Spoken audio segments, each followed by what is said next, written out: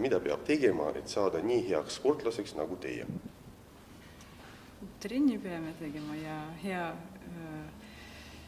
head vastased peavad olema, et selles mõttes, et head koondised kolleegid, võib nii öelda, ja et on hea atmosfäär trenni, siis sa tahad trenni teha, tahad tulla ja tahad tipule jõuda. No, kui sportlasest rääkida kui ühest inimesest, siis ma arvan, et on vaja esiteks meeletult tahet, et saavutada oma tulemus, mis iganes spordialal siis ka on. Teiseks usku, meeletult usku, et ma saan hakkama ja kohuse tunnet, mis paneb sind iga päev tööle ja kindlasti siin otsaga järjepidevust, mis viib lõpuks tulemuseni, nii et selline komplekt, ma arvan, võiks olla täiesti olemas sportlasel, kes tahab jõuda tippu. Aitäh. Tallinn rajab Sõle spordikeskusesse ka vehklemissaali. Kuidas te sellesse suhtute? Väga hästi, me ootame seda saali väga kaua juba ja see, et seal on korralik aparatuur on olemas, see on väga tore, siis me ei pea tassima neid asju ühe saalist teisele ja parandada kogu aeg ja loomulikult trenni teha heas tingimus on suurepärane.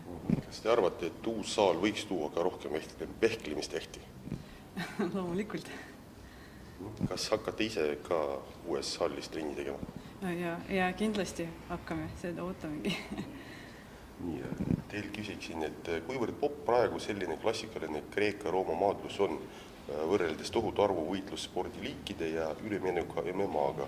Kas noori peab meelitama maadlusse juurde või nad tulevad ise? No ma arvan, et maadlussport on võitlusspordis üks alustalasid, et kindlasti on maadluse seis täna, ma arvan, parem, kui ta on olnud näiteks, võtame 10 aastat tagasi, sellepärast, et on olnud läbi aastate tulemusi, see on toonud ala juurde noori, on meil palju maadlusklubisid Tallinnas, Tartus, üle Eesti, mis teevad väga head tööd noortega, avavad uusi saale, nii et ma kindlasti arvan, et on rohkem neid noori ja see on alale nagu väga hea. Ja peale selle kindlasti on maadlusliit teinud väga palju olulisi suuri lükkeid selleks, et seda ala arendada, kandepinda laiendada, treenerid juurde saada ja kõike seda, nii et ma arvan, et see seis on kindlasti parem, kui ta oli varem.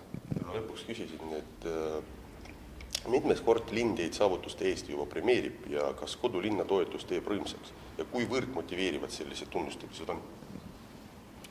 Sportlasele on tunnustamine alati meeldiv, see on justkui nagu palk ja sinu tähetund, sellepärast, et sa oled näinud pool aastat, mitu aastat vaeva selle nimel, et oma tulemus saavutada, nii et igal juhul on see sportlase jaoks väga suur asi ja mitmendat korda, ma arvan, ta võib olla ikka selline 5-6 kord, nii et need on olnud.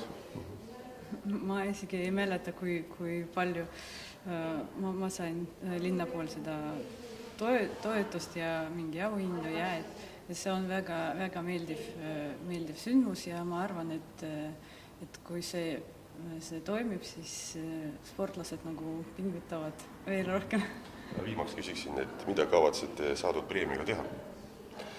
Ja no ei ole ausalt välja mõelnud, et eks sportlasele kulus on igasuguseid, nii et ma arvan, et ta kindlasti seisma ei jää, et mida iganes on perekulutusi, on treeningkulutusi, nii et kuhugi ta kindlasti ära kasutatakse.